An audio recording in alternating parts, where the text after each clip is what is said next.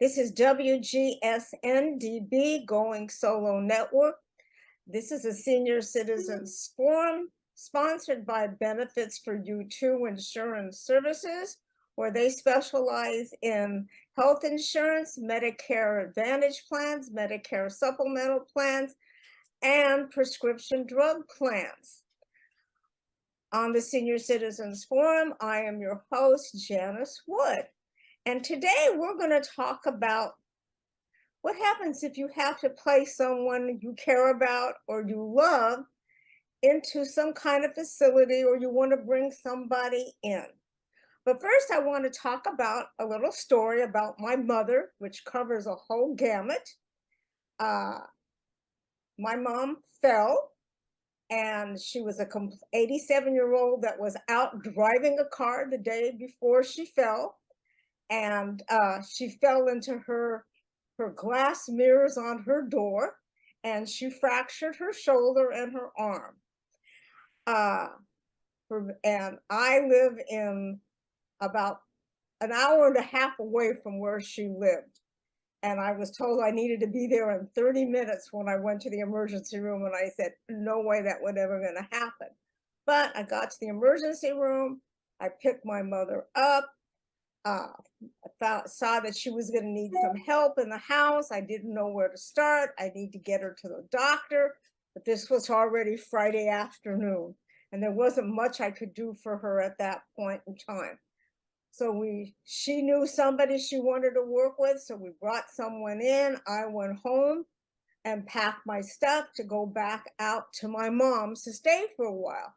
But in the meantime, she fell again, and she had to have surgery, which she was fighting against. From when having her surgery, she had to go into a rehab center or a skilled nursing facility. I had absolutely no idea where to start or what to do. I was totally frustrated.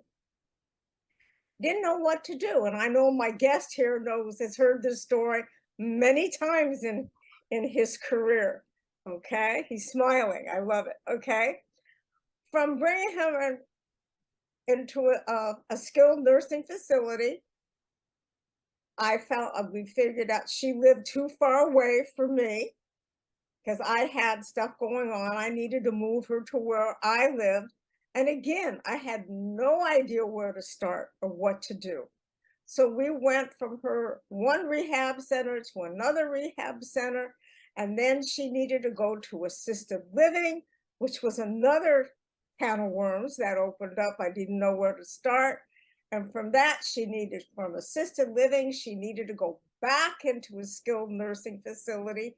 And then all of a sudden, I found myself over a 6 months period, I was looking for an acute Alzheimer's facility to put my mom in. And this is to make a long story short. Again, where did I start? What did I do? I found a place. She never made it there because she went into hospice and she died a few days later. But it was a 6 months of being overwhelmed, completely overwhelmed with emotion, frustration, and what do I do? So my guest here, Derek Mannion, who has 17 years of experience in the field of eldercare, and his company is called Alliance Eldercare Senior Placement Services. And Derek has a lot of background information. In reading about him, he told the story about his grandmother and in Hawaii, which is a place where I happen to have a lot of relatives on Oahu. And I've had experience even there with skilled nursing facilities for a relative. So, and his grandmother was back in 1931, and that's what I read. She started her own rehabilitation center. Correct me if I'm wrong in your story. And that was the first type of facility in the Hawaiian Islands. Is that correct, Derek? That is correct, yes. And they didn't even have a name for it back then. But Yeah. there was a lady in the hospital that the doctor there, no one else could handle her situation, and I'm assuming she had dementia. But she liked my grandmother, and my grandmother was able to work with her. And the doctor looked at her and said, "Sophie, why don't you take her home and care for her in your house? We have no need for, or there's no medical need for her to be here." And there was no place for her to go. There were no nursing homes. This is back in the early 30s. And so she did. She had an empty room in the house, and so she brought her home and cared for her, and that was that was the kickoff. That was the start, and it was a family ordeal. All of her children. My dad was the youngest. There were 7 children, 2 boys and 5 sisters, and they all participated. Everyone had their role, from doing laundry, making food, cleaning the house. Everyone had their different role that they did. My dad used to tell me stories about it, and that's how I know. But that was just the beginning, and then from one she took another, then she took another, and it just that became her family, the family business back then. Well, it sounds like she started a legacy that you're continuing. So you must have a passion for working with seniors. But to do what you Absolutely. do, you have to have special certifications. Well, I have my RCFE administrator certificate, and I'm also the president of the NPRA, which is the National Placement and Referral Alliance. It's the national trade organization for the placement and referral industry, and we have many chapters across the United States. And in California, here we have 3 chapters: San Diego, Sacramento, and Orange County. And I'm the president of the Orange County chapter of the NPRA.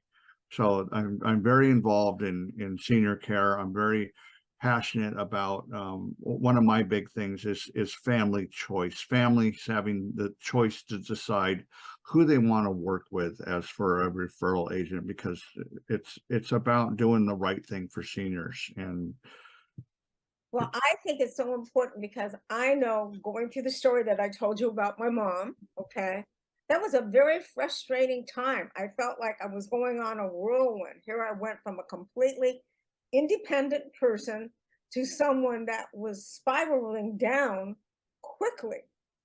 And and I know my story's not unique, but no, it's unique to the person that's going through it because they've never been through it before. Okay. So so if I'm looking for somebody like the Alliance for Elder Care, I should be looking for someone who has the certification that you're talking about. well, what I would look for, what I would recommend looking for, is I would look for an agent that is boots on the ground, agents that offers tours. And to eliminate all the guesswork, I would work with an agent that is an MPRA agent, someone who is part of the MPRA. Because Okay. if they're part of the MPRA, we have a code of ethics that we follow. Okay. What And does NPRA stand for? NPRA is the National Placement and Referral Alliance. Okay. So you can look us up at npralliance.com. Is that a nationwide organization? It is nationwide. Because we And now I'm guessing myself if it's .com or .org. I think it's .org because we are a nonprofit. We are a 501c6 because okay. we're educational. And at least here in Orange County, we do a meeting every month. And one month is an educational meeting where we have an educational speaker. And then the next meeting after that is a mix and mingle. And we spotlight a member and they get to speak. So there's 2 types there's agent members. And then there are affiliate members. So you don't have to be a placement agent to be a member. If you're an assisted living community, if you're someone who sells Medicare, anyone can become an affiliate member to support us and to support our cause. We're Okay. trying to get legislation passed in each state that gives, for the most part, family choice to decide who they work with. because there's some agencies out there that want to get the family's name and use them wherever they go. They want to get paid, whether they work with them or not. And sometimes the places that they refer are not always appropriate for their needs. Okay. So I want to get into what are the needs of the senior. Well, that's exactly what I wanted to talk about next, but I also wanted to make sure we understood that if they are working with somebody, they should have the certification that you're talking about, because it's very important. It's just like if you're working with a real estate broker, or you're working with a lawyer, or like myself, who's an insurance agent, we all have to have licenses. And so by having these different license, by having this license, I know that you've gone through a particular educational background to get this, and you probably have had to pass an examination that has to be kept up. Okay. That's correct. We have that through the MPRA, and it's called the CPRS, and it is an examination. It's a testing process that we go through to become certified. Right. So I just wanted to establish how important it is, if they are dealing with someone, that they have this background and they have this certification. But now I want to go to, it's overwhelming. Just in my story, I talked about, going to a skilled nursing facility or rehabilitation. And then I talked about going into assisted living. Then I talked about going back to skilled nursing. And then I talked about now looking for an Alzheimer's facility. But there's even more than that out there that you have to look at. So I mean, there's long-term care, and I don't know what the difference is. There's memory care. I mean, there's so many different things. There's bringing people into your home. Okay. Yes, that's one option. That's another option. So there's tons of other options. Veterans have special options that are available to them. And then I saw from looking at your website, and I know several people with Parkinson's disease that you're helping people with that have Parkinson's. Absolutely. Right. And I'm sure, do you help people with MS also? Absolutely. Absolutely. I can help people with all sorts of different ailments. Even Huntington's disease, which is more rare. A lot of people haven't heard of what that is, but that's another neurological disorder. Right. There's just so many disorders. So I'm going to go with the basic one that's simple right now. So my question is, I'm going to have knee surgery. This is an actual fact, in the middle of July. Okay. They're going to put me in a rehab center. Okay. Okay. I have no idea where they're going to want to put me. I have to go to a rehab center. So what should I be looking for this temporary spot in my life?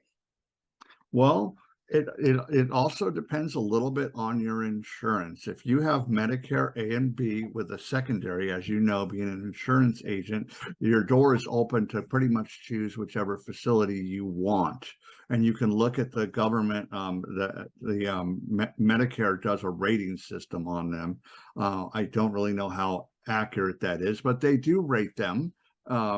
And you can go off of that, or if you know someone that's in the industry, word of mouth, bless you. Word of mouth is very good as well. For the most part, your skilled nursing facilities, also known as rehabs, they're overworked and understaffed. So it's family involvement or your involvement. If there's a senior involved that's not necessarily 100% cognitive, family involvement in their care is going to be essential. Visit often, attend a therapy session with them, or multiple, get to know the therapist, get to know the charge nurse. These are all important things. But if you don't have Medicare A and B with a secondary, and you opted for a Advantage plan, a Medicare Part C plan, then you've got the HMO option. You can only go to places that are contracted with your provider. So they'll hand you a list and say, these are the places. Then you got to find one that has availability. But once you're in there, work the program, do the therapy as you can, and they're going to base your time there in the skilled nursing dependent on your physical therapy and your steps, how much you're walking. If you're walking, say, 10 steps one day and the next day you're doing 15 steps, the day after that you can do 20 steps, so you're showing progression. That means you're showing improvement and you're benefiting from being there. They're going to keep you there longer. Okay. If you're doing 10 steps a day, the next day you do 10 steps again, and the day after that 10 steps, they're going to say, well, she's plateauing, or they are plateauing on their recovery. They're as good as they're going to get for this circumstance. So that's going to be a red flag for them to give a discharge date. Also, if someone's doing really well, let's say they're walking 100 feet with a front wheel walker and they take a break and then they do again 100 feet with a front wheel walker, then they're going to say, well, they're doing really well. We're going to recommend a discharge as well. And that discharge can be back home normally, but if it's a senior and they're frail and they're at a point where, look, this person might not be safe going back home, they're still going to recommend a discharge, but that's when you want to look into what are the options. Okay. And the options coming out of a skilled nursing, and this wouldn't be so much for you, this would be more of someone that's a little older, that may be more frail and need assistance if it's not safe for them to go back home. But your options for the most part are private caregivers in the home, going to an assisted living community, going to a board and care home, or going into a memory care facility for someone that has Alzheimer's or dementia. So, Those are pretty much your options. I'm sorry, go ahead. okay, just real quick to make it clear, Medicare isn't long-term care. No. It's only going to cover from 1 to 20 days at a zero copay, and then from 21 to 100 days, there's going to be some form of charge You are correct. payment. Okay, but Medicare definitely isn't going to cover anything that's long-term. It's only for a very short term. That is true. That is true and correct. So going into the home care or assisted living options, they are considered private pay. There is the only things that are going to help pay for this are going to be if you have a long-term care insurance policy, or if you are a veteran of wartime. And if it's Vietnam, there's two parts. The first part of Vietnam, I don't have the exact dates in front of me, but the first part of Vietnam, you had to have boots on the ground in Vietnam. The second half of Vietnam, you could have been anywhere in the world as long as you were enlisted during those dates. So there are some people that fall into the little gap periods between wars, like between Korea and Vietnam, that they don't qualify for the benefit. And personally, I think it's a shame. I think all veterans that have served this country in some way, shape, or form should be eligible for that benefit, but they're not. They only do it to wartime veterans. But and it's also available to the spouse of a deceased veteran, as long as they were married at the time of discharge. The time of discharge. Yeah. From the armed services. Yeah. Yes. No. I'm sorry. Married at the time when the veteran dies or passes. Oh, okay. I'm sorry. I was incorrect on that. When they pass away, they need to be married, because I get a lot of people saying, oh yes, my husband was a veteran, but then they tell me, oh, but we got divorced. Well, if you divorce, you also divorce that benefit as well. So you have to be married when the veteran passes away to be what's called a surviving spouse of a veteran. But there is a benefit. It's about $1,200 or a little higher right now for a surviving spouse. It's a little over $2,000 for the veteran themselves, and it's like $2,500, I want to say, for a married veteran. Very good. I didn't know that. That's really interesting. Yeah. There is a bill that's for the state of California. I don't know how far this goes, but for the state of California, there's a bill that they're trying to pass to mandate long-term care insurance on people. And if you don't have long-term care insurance, they're going to tax your income and provide you with their own long-term care insurance. But guess what? If they start taxing you, you can't use it for 6 months. So if something happens to you in that first 6 months and you're being taxed on your income for that state-funded long-term care insurance, you can't use it for the first 6 months. So I would highly recommend everyone to look into some type of a long-term care insurance policy, because it's going to pay off in the end. Because if you have a plan in place before this bill passes, then you'll be exempt from that tax. But if you try to get one after the tax, too late. They are going to tax you anyways. Okay. So that's another idea for paying for this is that there are a lot of people sitting there with equity in their life insurance policies, especially if they're seniors and they're no longer, the children are grown, and they can go ahead and use that equity in their life insurance policy to help pay for some of this extra care. That is correct. A lot of them are not aware of that. Yes, they have equity in their life insurance policies. They can also sell their life insurance policies, and some life insurance policies have a long-term care rider attached to them, to where it still has the death benefit, but it also provides for long-term care as well. Yeah. I think that's called a LIRP. That would be the one that you would want to get now. Why someone would buy a standalone long-term care insurance policy at this point, I don't know why they would do that when you could buy the life insurance policy that has the living benefit, because it also benefits your legacy after you pass. And I'm hoping in the future on the show that I'm going to have on an insurance agent that will talk more about the insurances and how they work for this, and if you have existing insurance. But I'm looking at all these different places that you decide to go into. I mean, so if I had something like, let's use the Parkinson's, okay? Care. Now, what would make that different in looking for a facility if I was just looking for another type of facility if I had dementia? Well, we also want to, when we're looking at different types of facilities, so Parkinson's is a type of dementia.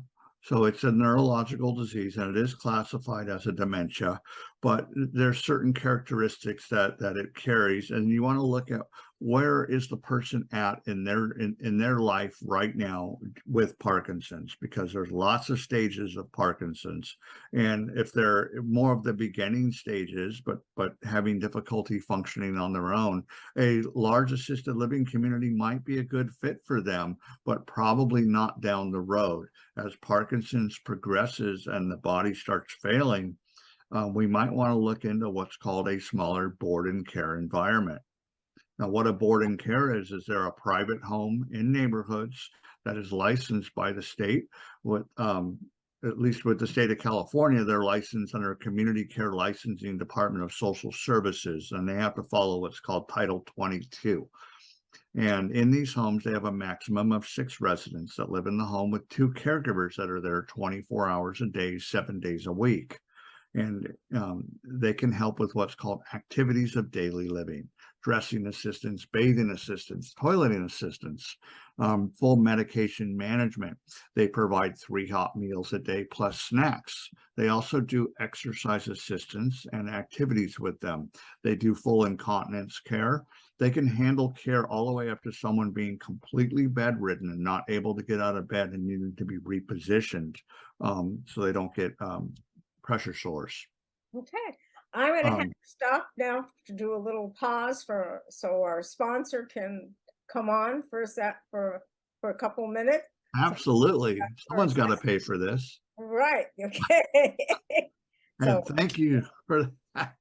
This is WGSN-DB Going Solo Network, a senior citizens. Here at Benefits for You 2 Insurance Services, we believe knowledge is power when it comes to selecting the correct healthcare and Medicare insurance. Please contact us at healthcareoptions@benefitsforyou2.com or call us at 310 245-0332. This is WGSN-DB going solo, and this is a Senior Citizens Forum, and I'm back with my guest, Derek Mannion, and we're talking about elder care. So one of the things we were talking about during our break there was, what if I go in and I see that my loved one or a friend or a neighbor, okay, someone that I see on a daily basis, is all of a sudden not being able to take care of those daily functions. So what are those daily functions that you were talking about? Well, it's just managing your daily life, basically. And in the industry, we call them ADLs, which is activities of daily living, dressing assistance, bathing assistance, able to bathe oneself, able to dress oneself, able to feed oneself, the ability well, they define the dressing as being able to put on and take off all articles of clothing. Also, the ability to transfer from a sitting to a standing position. And, when you see these things and people are having trouble doing this on their own, you think, how are they functioning by themselves? So when they're having difficulties doing that, or they're starting to have falls where they can't get up, these are signs when, you might want to start looking at steps to help them. And one of the good places to start is bringing a caregiver into the home. And because that gets them adjusted to having care around, because granted, a lot of seniors, they don't want to move. I know I don't want to move, and everybody likes where they live and they want to stay in their home. That's the whole idea. Of course. That independence. Who wants to give up that independence? Exactly. But you know what? The whole independence thing, I hear that all the time. I don't want to give up my independence. But let's look at the big, broad picture. If somebody falls and breaks a hip, now where's your independence? So you just lost a bunch of it. And now you're in a skilled nursing facility recovering from a hip fracture. And you may or may not be able to go home at that point. So you've lost a lot of independence. And it's not like it's a guarantee, but it's very possible. I've seen it happen a lot. So my goal is, let's look at things in advance as to what we can do to maintain your independence by maybe having a caregiver come into your home, or let's look into an environment that has some supervision, maybe an assisted living or a boarding care, because there's someone around that can help you if you need assistance to prevent you from having an accident, that if that accident does happen, you lose your independence even more. Now, I know as a senior citizen, I hate to say this, but my medicines seem to be growing and they become a lot to be able to manage. Is that part of that daily? Absolutely, it is. They do medication management. The assisted livings do it, as well as the boarding care homes. They do medication management. As far as the caregivers in the home, they're not allowed to do medication management, but they can do medication reminders. So they'll put the medication out. The senior has to take it, but they can log in their chart that, look, I saw Mrs. Jones take this med at this time. And so we know that it's been taken. But as far as them actually giving it or filling pill boxes, the caregivers are not allowed to do that. Family can come in and fill pill boxes, but not the caregivers cannot. Now, when I go to look at facilities, is there anything specific I should be looking for if I'm not using somebody like you that's going to take me on a tour? Well, I would highly recommend using someone and going on a tour, because they know the homes, they know what the homes do and how they operate. And that's going to be a lot. It's going to take a lot of the guesswork out of it than you trying to just find one on your own and going to homes privately. So use an agent, use an NPRA agent. There's plenty of us out there. That way, you're getting someone who actually follows a code of ethics and the best practices that we have. And you can look those up at npralliance.org. And so things you're going to want to look at when you go into a home. I mean, curb appeal, when you walk up, that's going to tell you, are they taking care of the home? When you walk in, what's your first impression when you walk in that you get? What are the smells that you smell? You know, the home should be clean. You should see the residents up out of bed, dressed.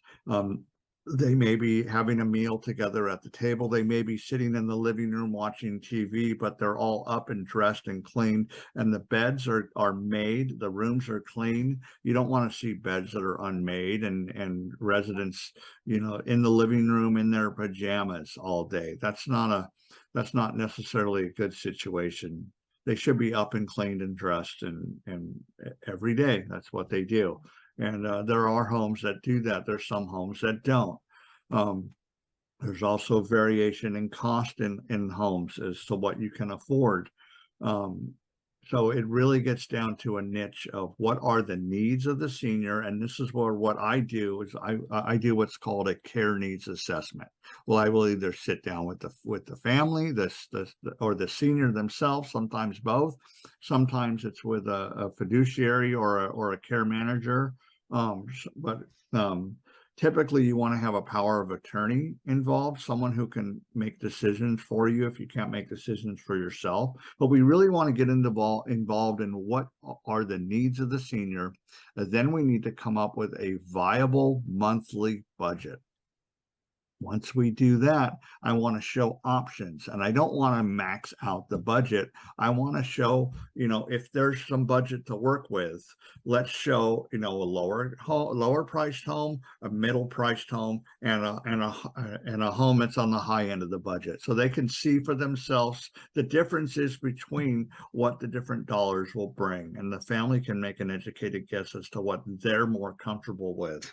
And I like showing multiple places because then they can see not only the staff, the caregivers, but also the other residents. Is there what I call a resident match? Oh, this is someone that I could see Grandpa getting along with and being a good friend with, you know, and it's sometimes that makes a difference, you know. A lot of times the guys like to stick together and the ladies like to stick together. Let's face it, there's more senior ladies than there are men. They're just outliving us. So it is what it is. And sometimes that's all we can do. But what I find is a lot of times the guys will group up. You'll find homes where it's like all men in the homes with no ladies in there. And sometimes that's just how it happens. Do you ever find couples? Absolutely. Absolutely. I find couples in assisted livings. I also find couples in boarding cares where we put them into a master bedroom together, and they can share their own bed, or sometimes it's depending on their situations. I've had them in a master bedroom in two separate beds next to each other. That way they're not disturbing each other. And sometimes if there's Alzheimer's or dementia involved, but they don't want to be separated, I've put a husband and wife together in the same home, but in two separate bedrooms. That way they're not sleeping together, but they're in the home together. They're together every day. They eat their meals together. They share their common time together.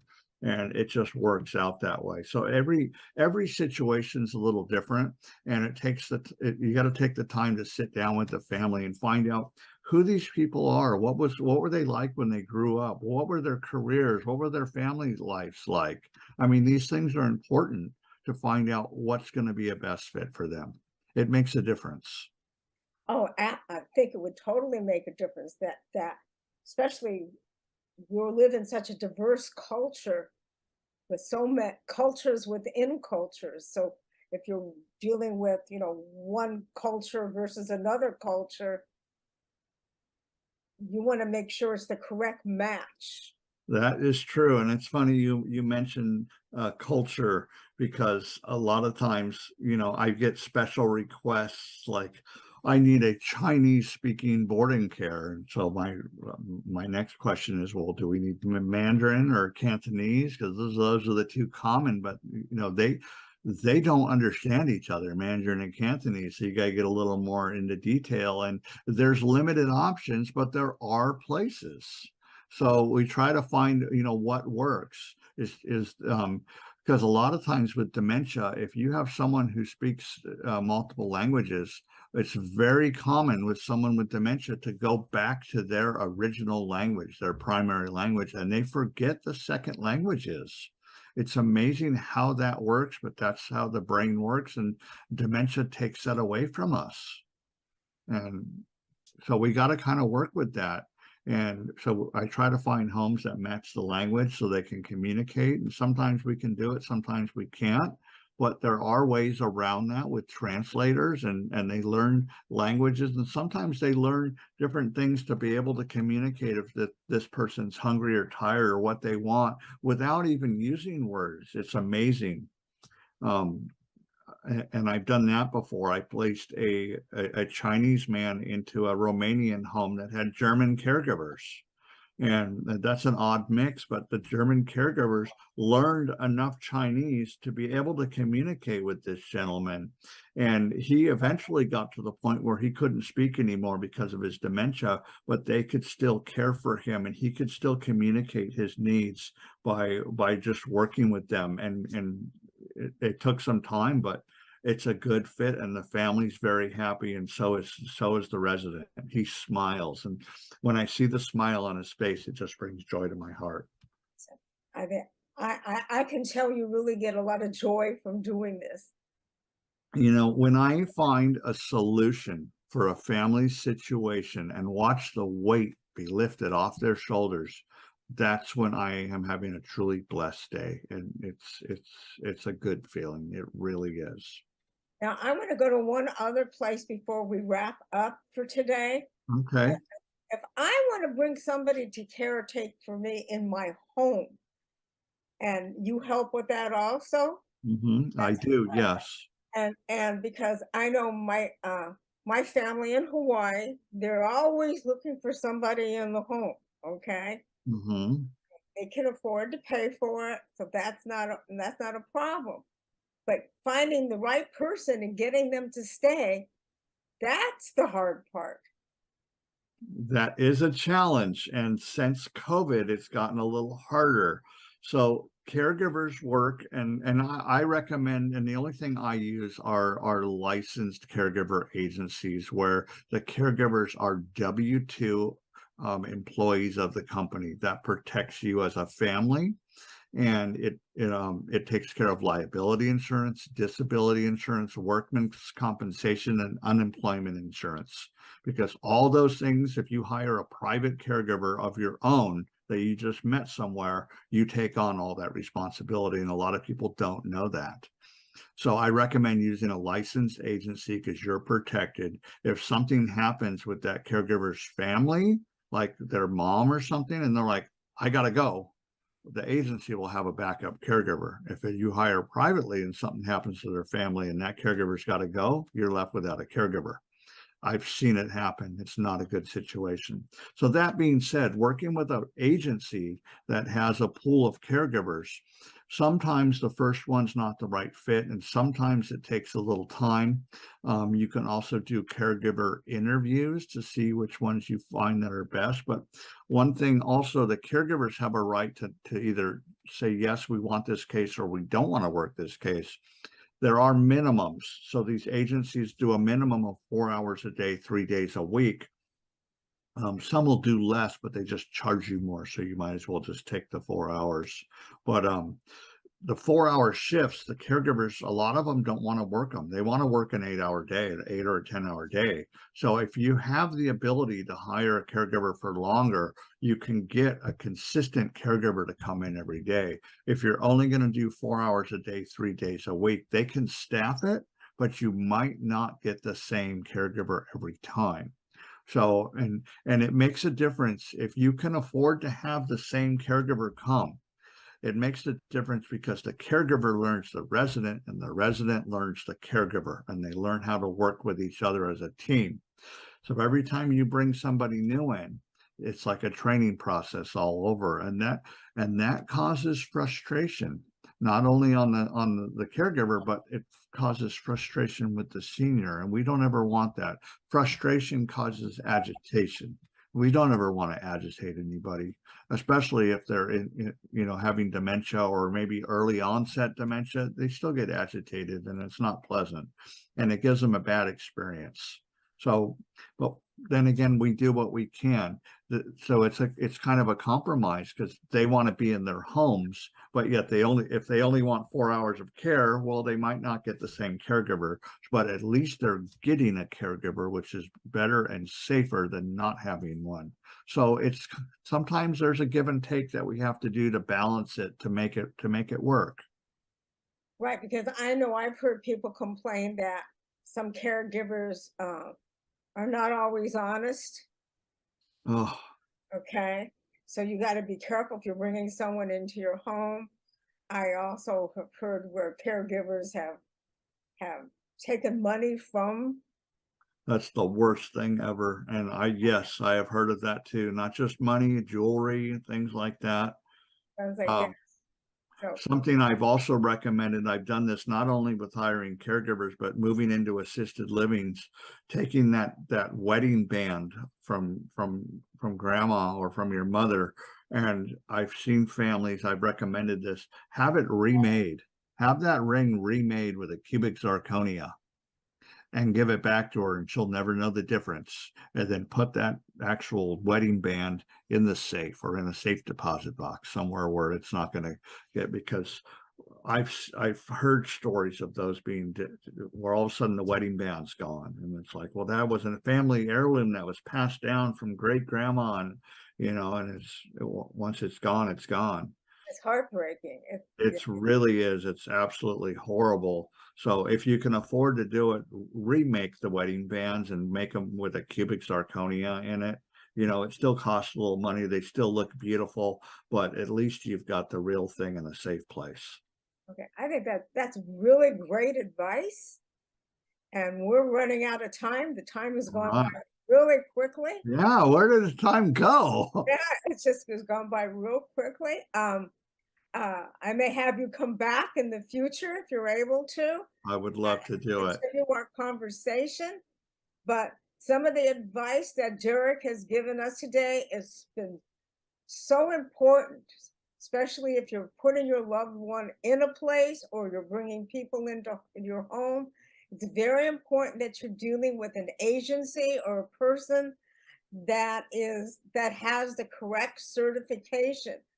I have Derek's information is posted here, so if you have any questions for him, he would be able to answer them.